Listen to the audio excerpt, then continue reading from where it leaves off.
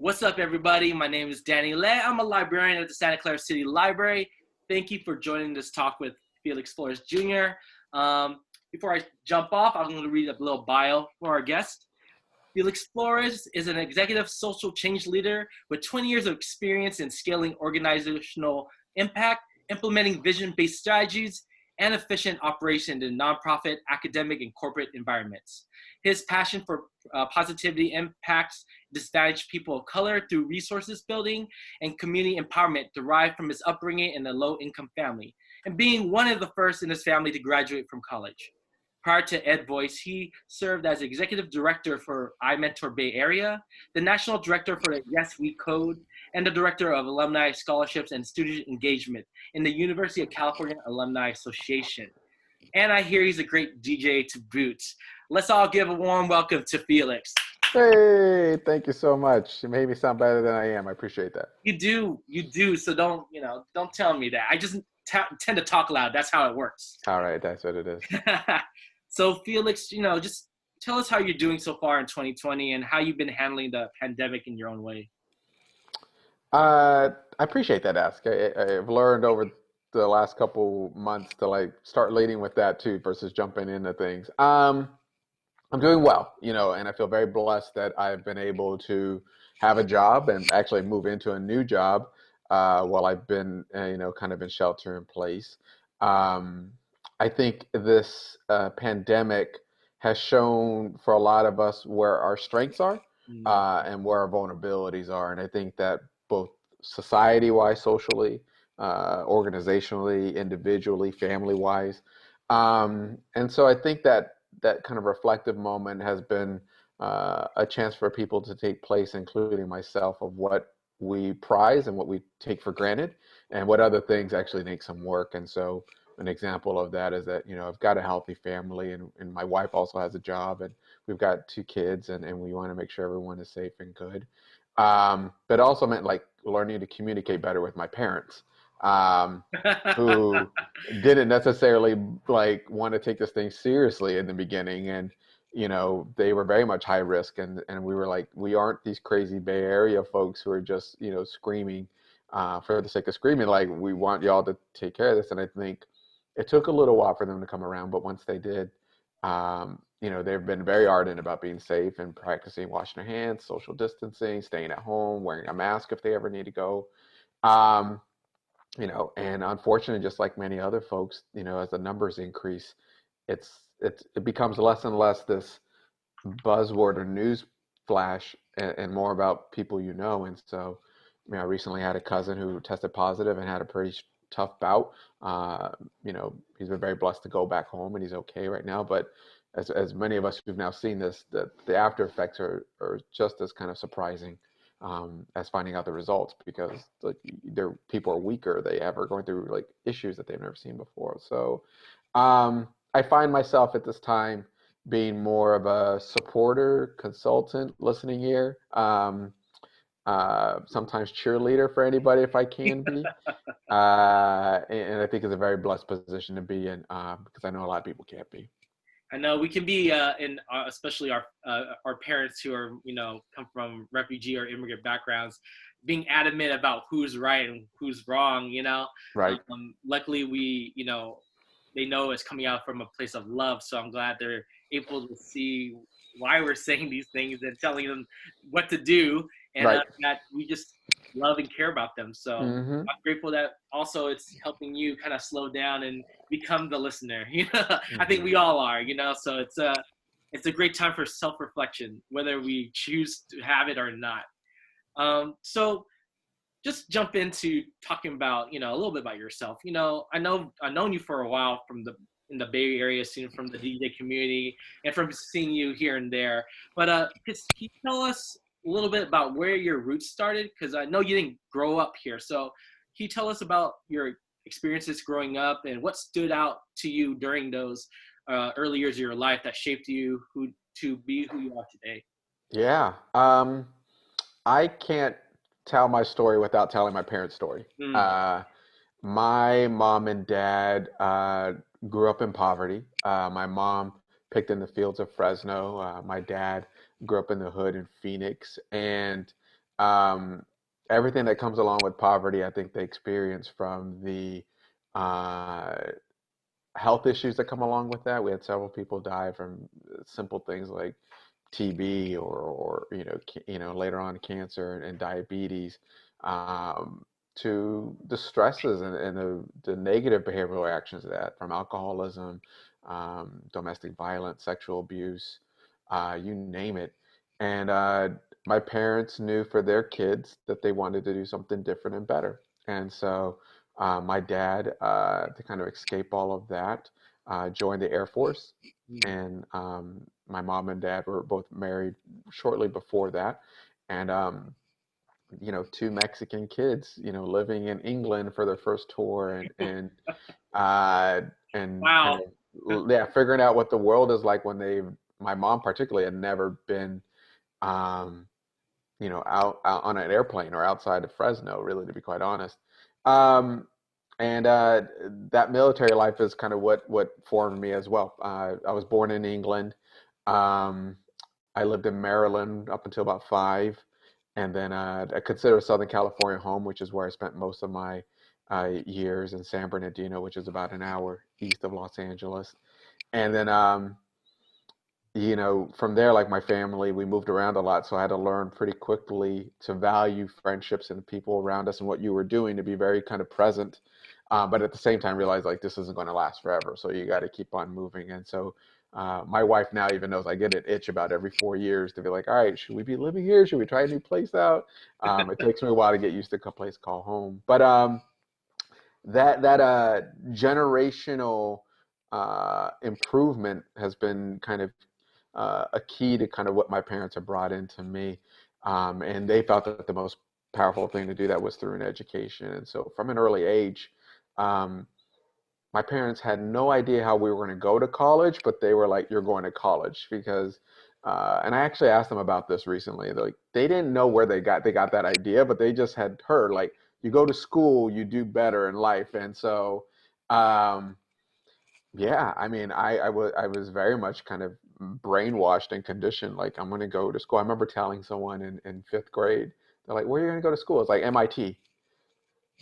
I had no idea what MIT was, da, da, da, but my dad kept on saying that was a really good school. Later, I found out it was the Massachusetts Institute of Technology, and it was on the other side of the country, and it was very cold there. But I remember like mouthing that off right away. And so, yeah, and with that, then I ended up, um, you know, uh, kind of finding myself falling into the right group of friends here and there. So as much as I had exposure to gangs and some behavior that would have got me off track, um, I've always been blessed to kind of always find myself attracted to the comic book nerds, the people that were studying, the people that were trying to doing something, and really just kind of faking my way along with them. So when they'd be like, "Hey, I'm taking SAT next week," I'd be like, "I don't know what an SAT is," and then literally go to the library and find out what an SAT was, and then and learn from that, or like, "Oh, I got to apply for these scholarships. I don't know what it's scholarships," and then literally go to the library, look up the big scholarship book, and like try to find things. And so, faking it till I made it, found my way at the University of Michigan, almost on a full academic scholarship. Uh, in hindsight, I found out I was recruited to go there. I had like the mayor of Pomona, who was an alumni, calling me, being like, "Hey, Felix, like I heard you applied. We'd love to have you at our school." And I honestly thought at that time as a senior, that's what everyone got phone calls like that. And now that I'm an educator down the line, I'm like, what the hell was happening?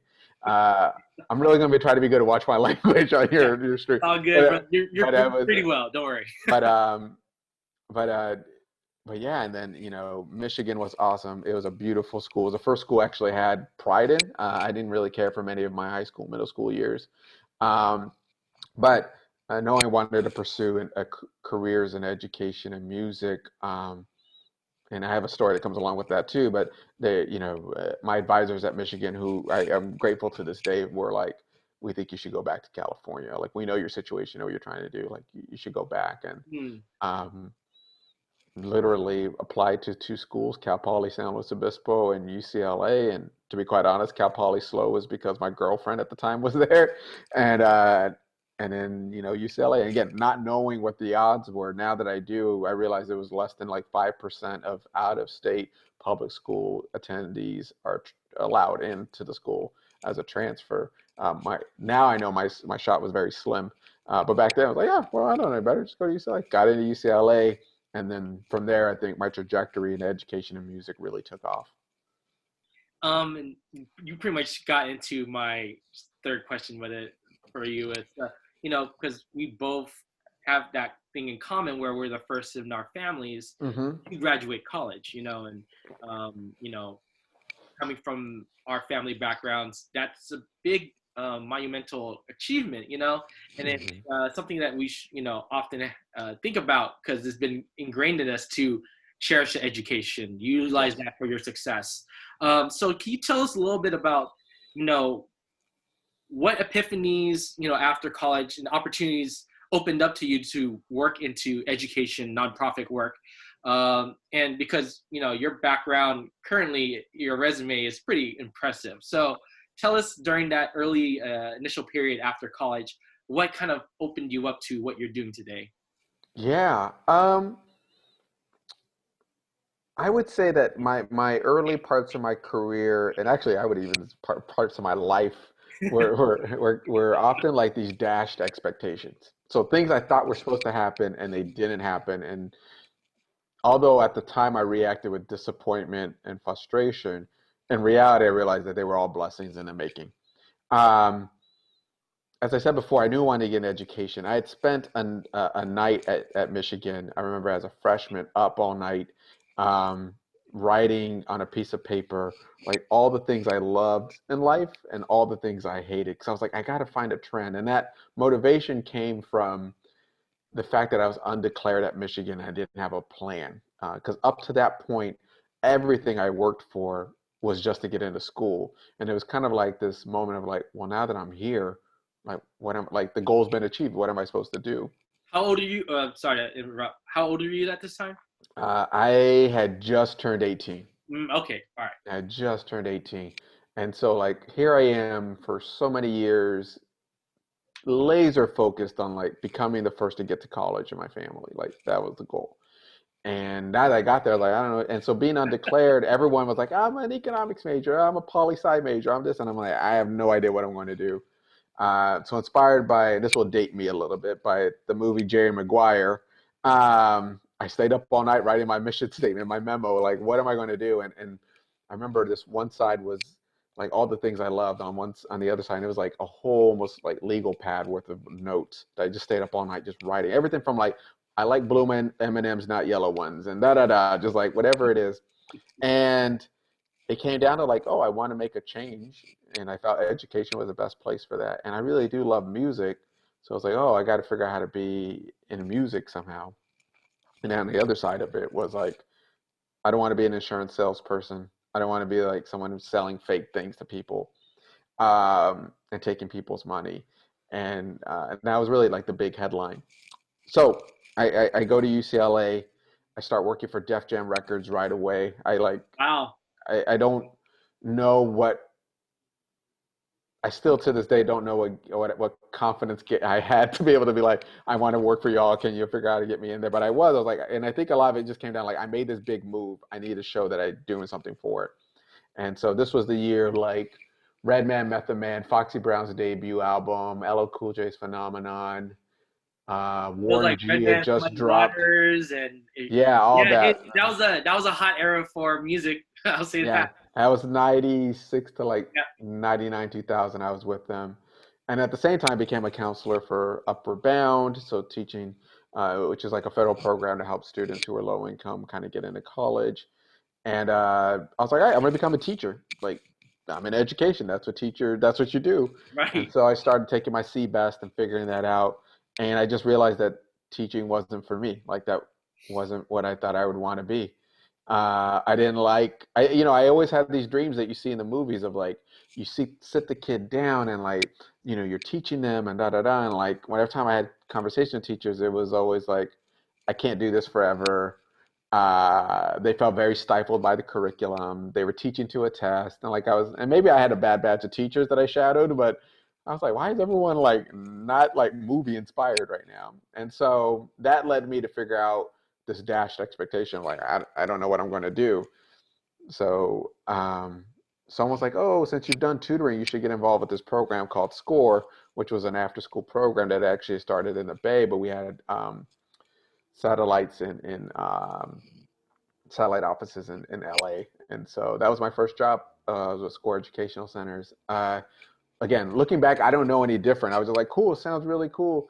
Let's do it. I got paid $25,000 or $27,000 for my first year. Like to this day, I'm like, what? I don't know what type of internship salary they gave me, but but I was like, all right, I'll make this work. Like this is what you do. And to my family, like that wasn't bad money. One of the things I learned from education was that like it changes your life. And so at at one point when I was 25, I was making as much money as my dad was when he was 45,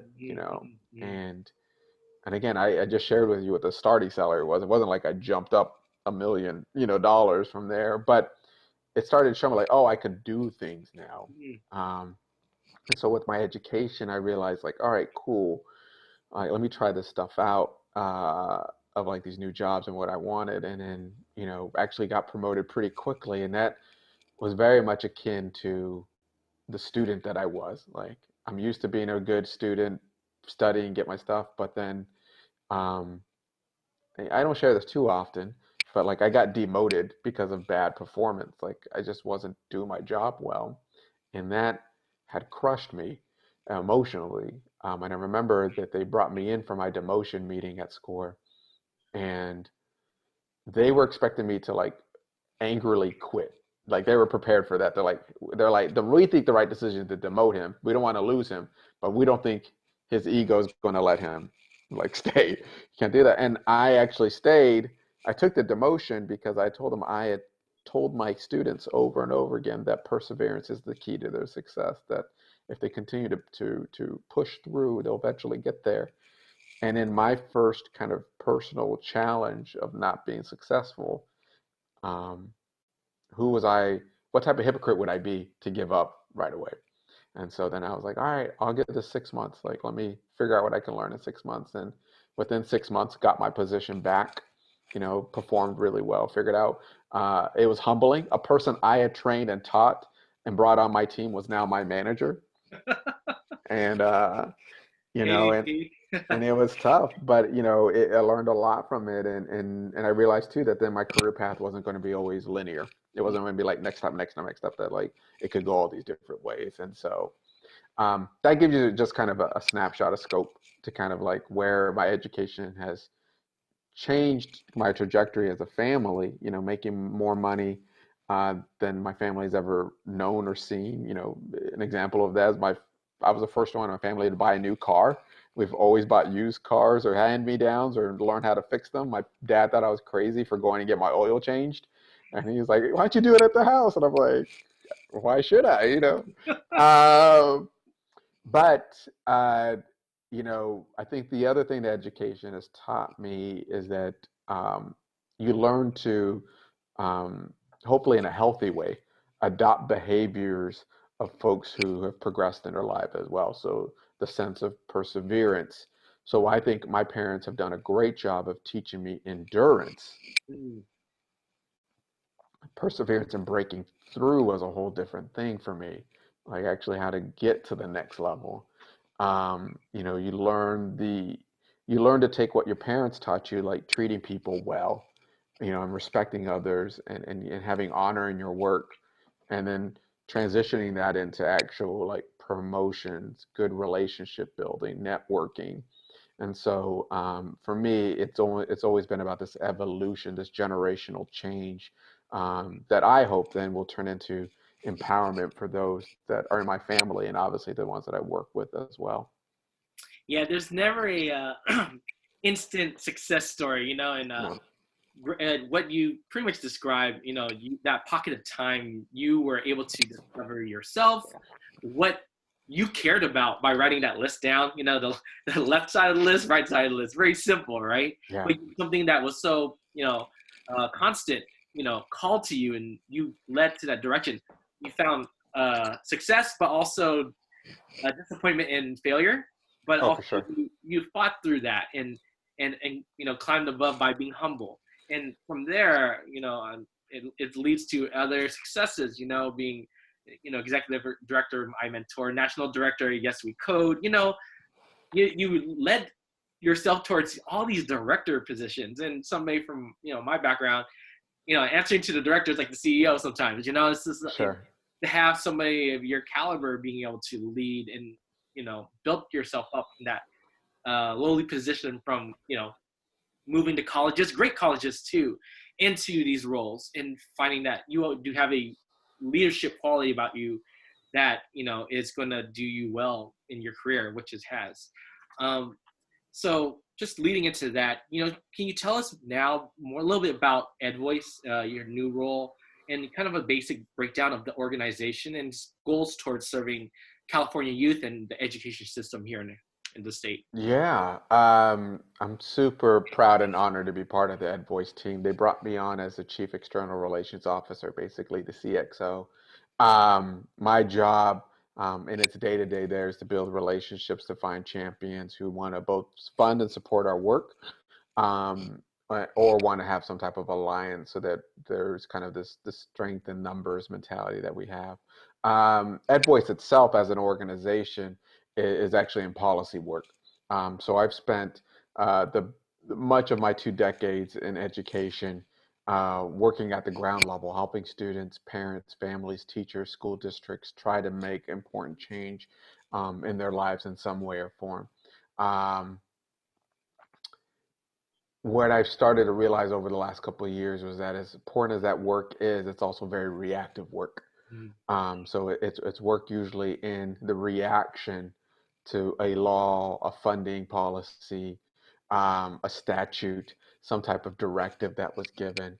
And so I felt for me like another piece of the puzzle was to be on the other side of that work. How do we actually try to create great impact at the capital end, which is the things that I think that most often families particularly in the community, are less informed about. They just hear about it, through a newsletter or word of mouth. And for those that are involved in town hall meetings and community groups, like I think they have the clue in, but they're not necessarily um, that that aware. And so my job and work is kind of twofold with EdVoice. One is let's do work that is kids first, meaning that we are looking to find models and policies that will actually change the trajectory of what inequity looks like here in California. When you have 6 million students in the California public school system and over half of them are kind of under-resourced or low income, I think it speaks to kind of how much work is ahead of us. And then secondly, there's a lot of good people right now that have that kids first mentality as well. It's like we need to find alliances by informing them and drawing them into the work. So for me, it's exciting to do.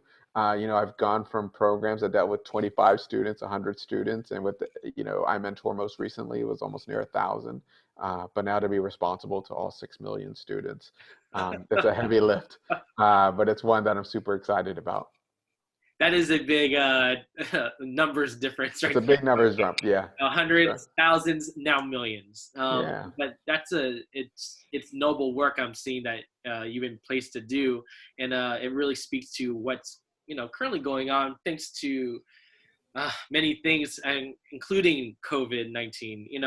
Can you maybe speak to some of the educational inequities that have been further impacted due to the pandemic, and maybe just speak to following that question, what can we do as individuals to help EdVoice and yourselves in our communities, usher in some change, because I think a lot of people always want to help, but they fear that they don't know what they're doing or they don't know yep, how. And that's always a call to action for us to just step up. yeah.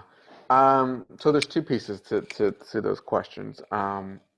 I would say on the inequities end, and this is a belief that I have as well, that um, COVID-19 really hasn't created a whole lot of new problems. Um, what it's done is really uh, hyper acknowledge and surface the issues that have been there. And so students have been reading at a lower proficiency level, particularly students of color, uh, particularly students come from under-resourced, low-income communities. And that has been something people have been fighting. I've been fighting for decades. Yeah. Under COVID-19, you just started to see like how big of a drastic jump that was because the school districts that had funding could easily put together a technology plan, an online learning plan. Were mobilizing their PTA because their families maybe could afford not to work in a double income family, or even have families who have to have 3 or 4 jobs versus just maybe which is one. Mhm. So these things were already there, and so now we're starting to see that. I think on the other side of it too is that you're realizing how much bureaucracy and lack of like I think of a culture in our public school system to be able to kind of nurture innovation was there. Was that uh, teachers often have to be their own resource, paying for their own supplies, figuring out what they need to do to make their school classrooms work. Um, but you know, you have some teachers with great ideas who want to do some really cool work, and maybe under kind of this, rebel rogue, undercover work, they were figuring out how to do things for their students, but these weren't scalable ideas because they weren't being brought into the bigger conversation of like, how do we do this for every student in the school district, let alone every student in the school or the state itself. Um, and so I think that that is what some of COVID-19 has started to do is just really exaggerate the inequities that are already there. And I think because of that, students who are left very vulnerable need a champion behind them to be able to say, hey, my students need this. We need to work on these things, whether it be parent, teachers, school districts, principals, and so on. So to answer your second question, like what can we do? Um, what I'm finding right now is that if you can afford the time, is just to inform yourself of what's going on. Um, California ranks in the bottom 10, sometimes the bottom 5 of all the states when it comes to academics. It has been alarming to me that that number is alarming to Californians, that we do not see ourselves as a state that is in the lowest 10 states when it comes to academic proficiency. Um, we for somehow have still remained for the last 2 or 3 decades, 2 decades, thinking that we are one of the best states when it comes to education. And so the information that people need to swallow, I think, is out there. Literally Googling where is California ranked in Right. academics and education and just learning that. I think from a more individual and kind of community based end, there are some great resources that are out there for you to do. I would uh, direct people to come to edvoice.org. Obviously, I'll make a plug for our site. Plug it. Uh, there are at edvoice.org. There's actually a couple of different community action steps, whether it be like learn who's running for elections in your community, or figure out what teacher accountability looks like. There is a great tool out there that is not perfect, but it's out there, like the California dashboard, where you can learn to find out what your school's performance looks like compared to others in its district, other in its similar community range, as well as those throughout the state. So the information is out there. Mhm. And I think it's great that we're actually speaking in a library community sense, because I find that librarians pretty much have the same argument. Like, information and knowledge is readily available, but not everyone is either motivated to find it or have the skills of how to find it. And so I Mhm. appreciate you asking the question, because it is simple, as simply as going to edvoice.org or checking out your school district's community website, or even if you will make a plug for Santa Clara Library, if you go to Santa Clara Library, I had the privilege earlier today to kind of look at what's going on. Like next week, there's 2 online sessions on UC admissions in Cal State. And so by knowing what the end goal is maybe get your student into the school, you can start to ask your teachers, hey, are my kids ready for A through G requirements? Do we have all the classes to do that? If not, why am my student not in that? And then those questions will lead the domino effect to kind of figuring out, oh, now I know what to ask.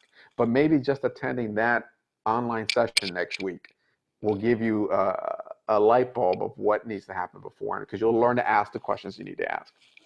You simply put it, people got to put the work in, the content's out there, and I'm grateful that you acknowledge libraries, because as librarians, we're here to help people find that information. Mm-hmm. And those analytics are there. They're there already publicly posted, for people to see, For sure. From ads, from, how students are doing, the money, where that going, all those metrics are there, as long as people are willing to do the little research and time to read it up.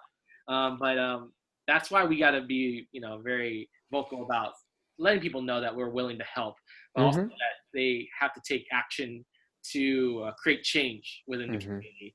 And if they care enough, they'll find people, like us, who are willing to help them build those teams and make it happen.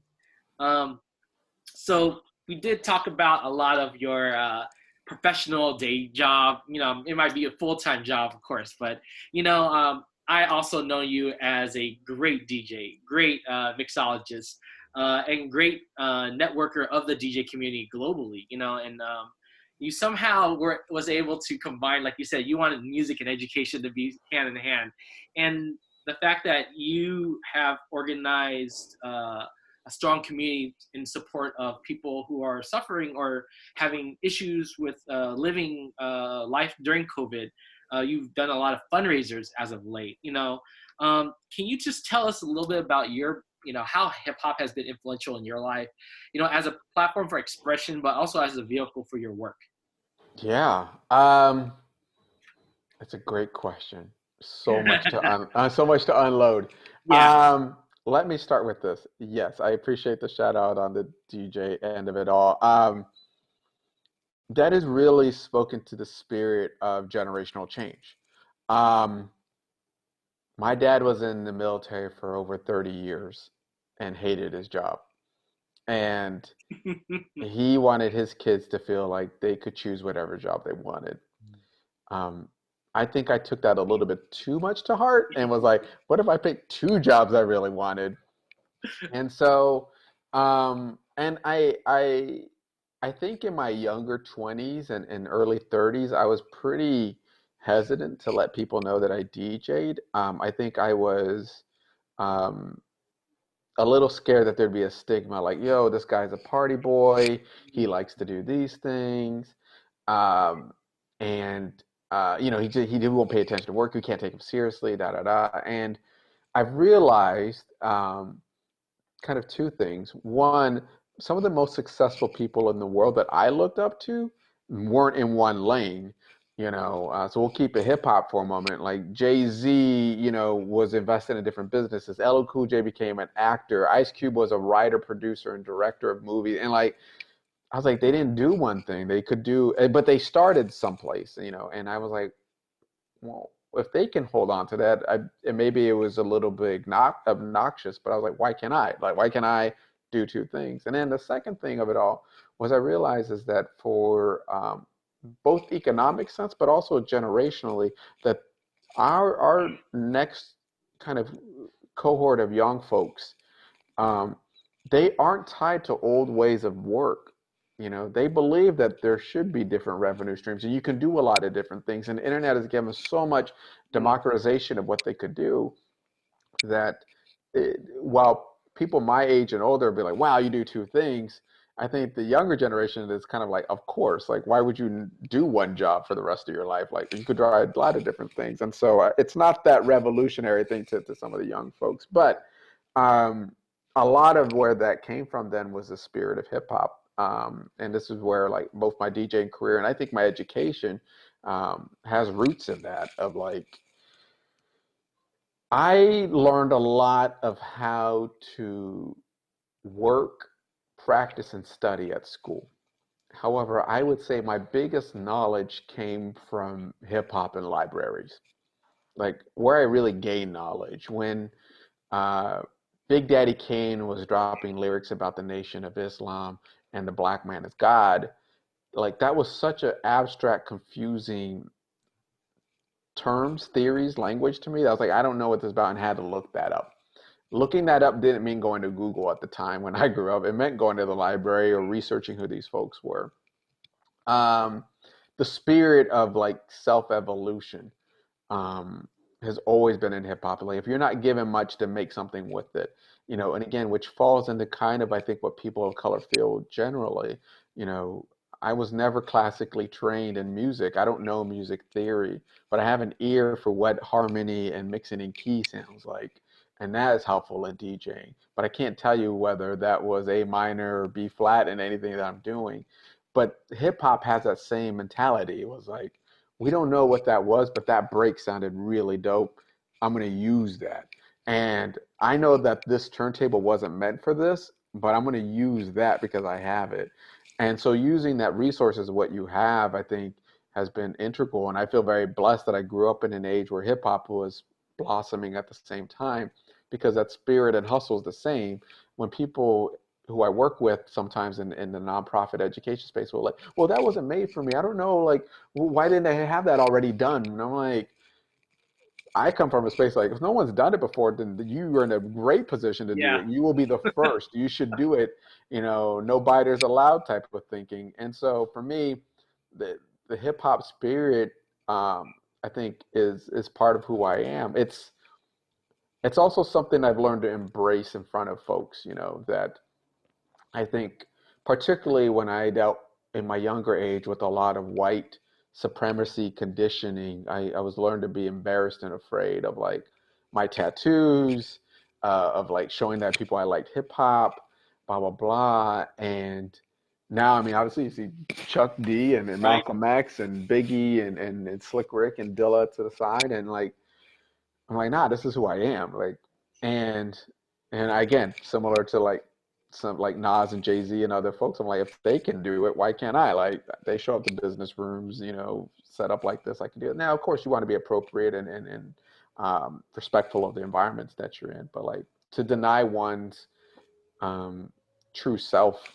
in what you do, I think leads to a lack of growth and unhappiness that I've realized, you know, I'm actually been more successful because I've been more honest with myself and done really cool things. And people have actually been attracted to that versus giving them the perception that I think they want to see or hear.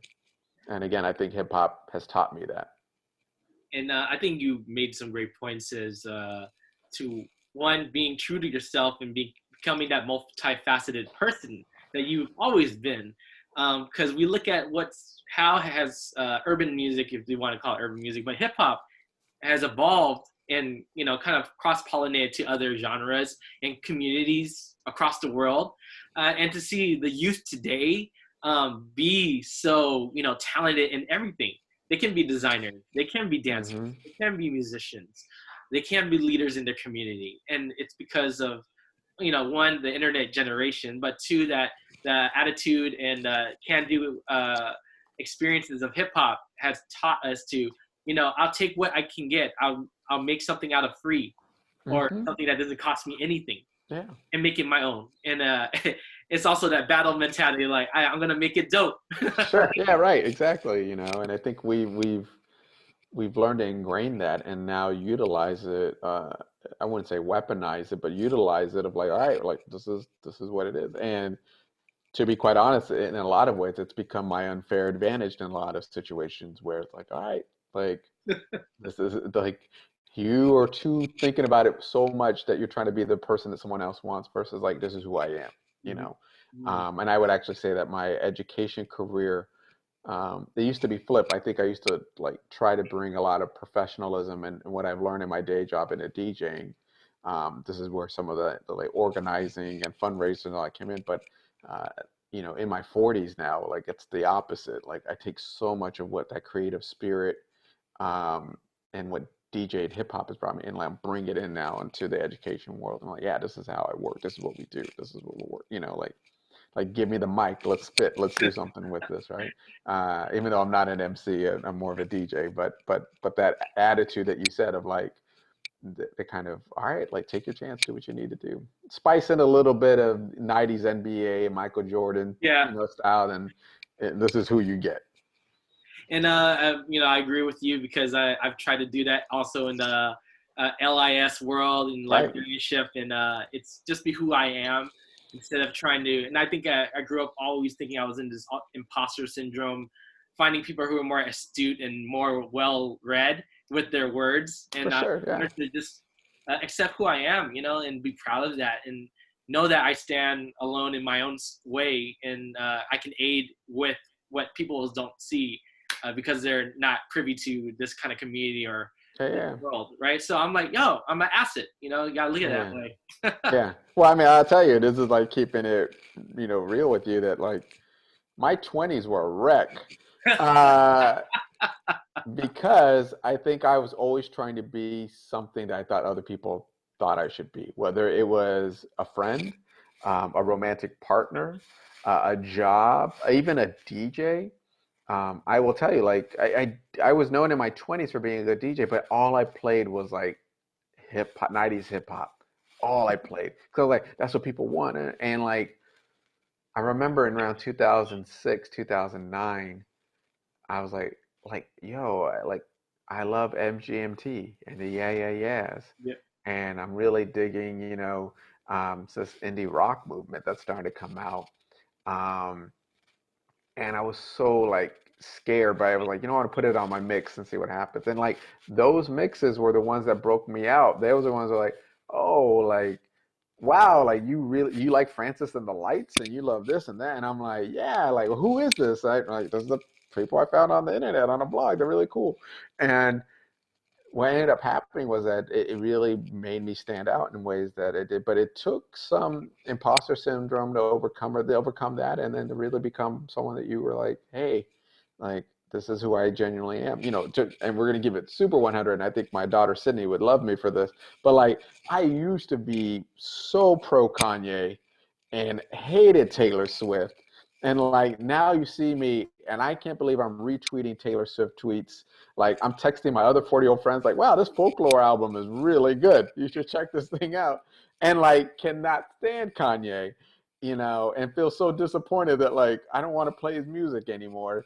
And sure, like do people make fun of me? Like, we can't believe you're a Swiftie, and that you've been to 2 concerts. I'm like, I've been with my daughters, but like that's being genuine, like that's being who you are. Like, oh, like this is what I like, this is what I'm into. And one last note with that, what I've realized was that in a lot of ways, and I think hip hop has taught me this, is that like outcast nerds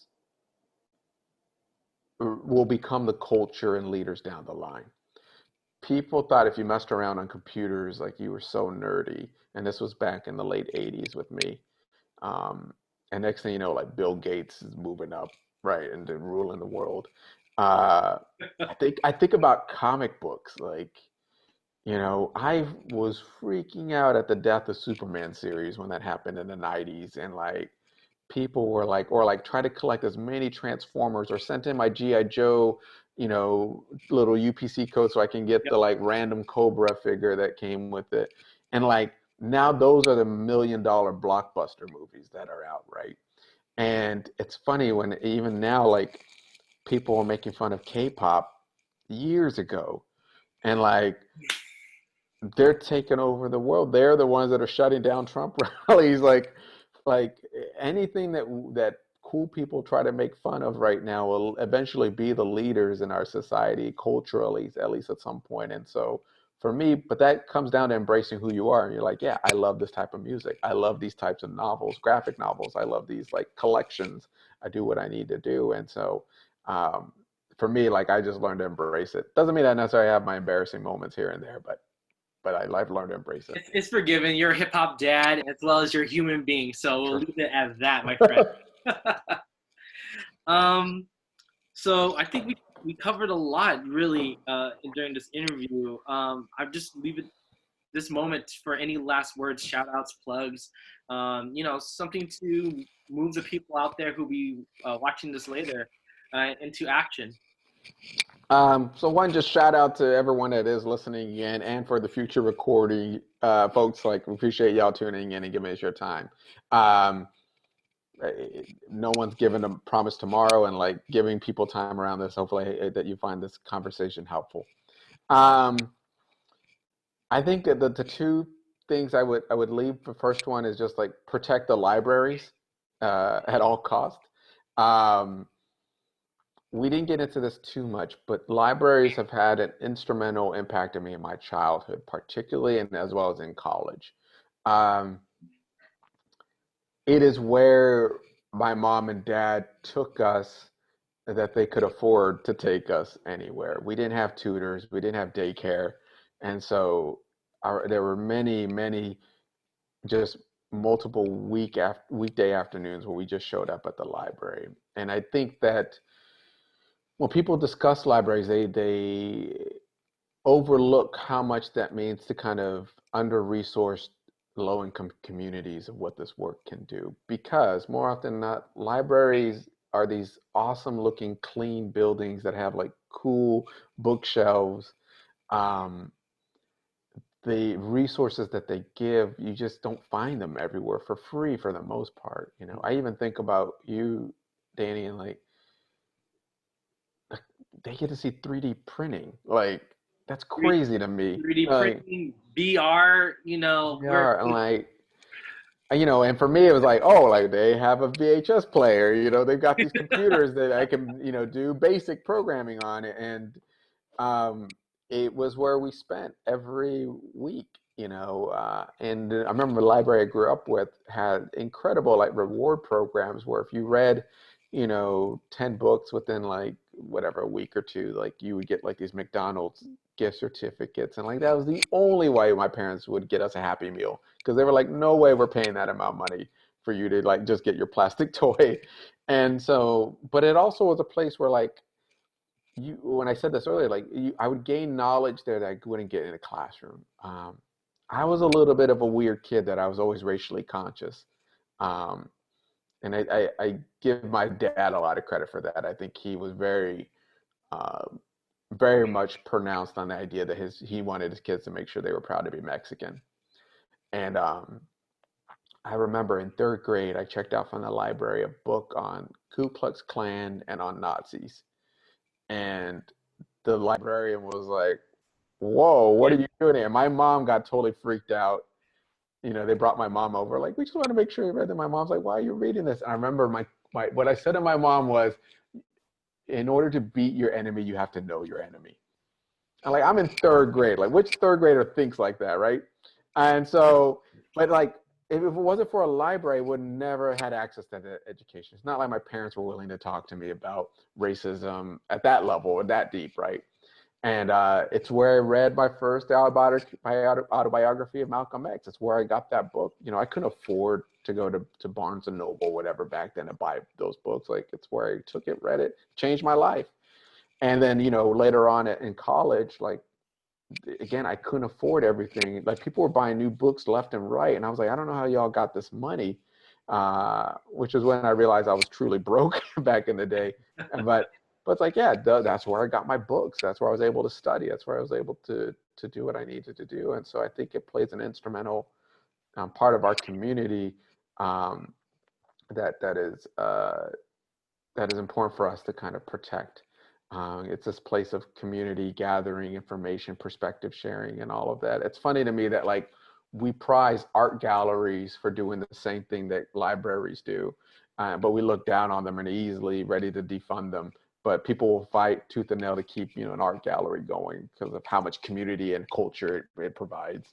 The funny thing is you get those, I've said this, sometimes those surveys, people who don't even use libraries will want libraries in their community. Right, yeah. In some intrinsic value, they like libraries, but when it comes down to money, sometimes it's a fight, Yeah, and I think, protect the libraries is my one thing. And then two, I think if I had to share with anyone that was listening, we talked a little bit about like my life not going as well as always expected.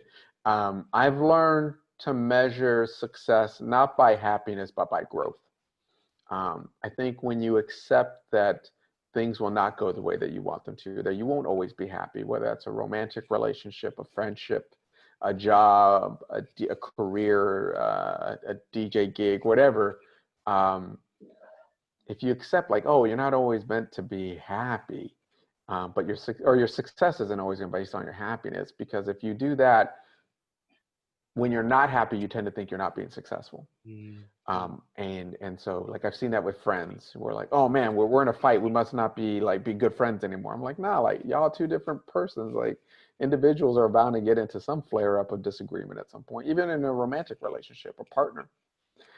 Jobs are the same way. But I think if you measure yourself through growth, and that's probably where education has been helpful, it's because it has allowed me to afford mistakes and afford to be someone that can learn from growth, versus what you and I were talking about before we jumped on the call, that like a few decisions could mess up everything, because you live on such a very thin line of disaster or success, that I think education provides you that cushion. That because of that cushion, you can grow. And so by measuring your growth, I tend to chase things that will help me get better. So DJing right now, a lot of DJs freaked out with COVID, because basically in some people's eyes, their careers have been gone because there's no more clubs, no more venues, nothing. But I'm like, you can still DJ. It just isn't the same way anymore. Like, where do you grow from it? And so for me, it's like, oh, now you learn to interact with your community a little bit differently versus seeing them live on a dance floor, or like the whole no request culture that used to happen in a club. Now you see DJs like, what do y'all want to listen to? Throw in a weird song, I want to play it. Like, you're totally encouraging requests. And so like, are you growing with that? You know, even in this pandemic moment, while there is a lot to be, I think, mournful and stressed out about, and I think there's respect in that this should happen. There's also growing opportunities, you know, that it is a chance for you to be a better communicator with those that you're living with. It's a chance for you to reflect on like, what are your values and how do you live by them? What things do you take for granted and what things do you not? You know, I encourage everyone like to be the best part of someone else's day every day. What are you doing right now to help someone else be a little bit better? And it literally could be as simple as texting someone, hey, you were on my mind, checking in on you. Those little things can truly make a difference, particularly in a world of isolation, where you don't know if anyone else is thinking about you the way that we used to think when you'd run into them or see them. And so by growing, I think you're going to see that your success is much more attainable than always trying to figure out you're happy or how much money you have or whatever other type of measurement. Man, I couldn't have said it better, brother. Thank you so much. Maybe give a shout out where people can find you out there in the interwebs. Yeah, if I can always use more Instagram followers on my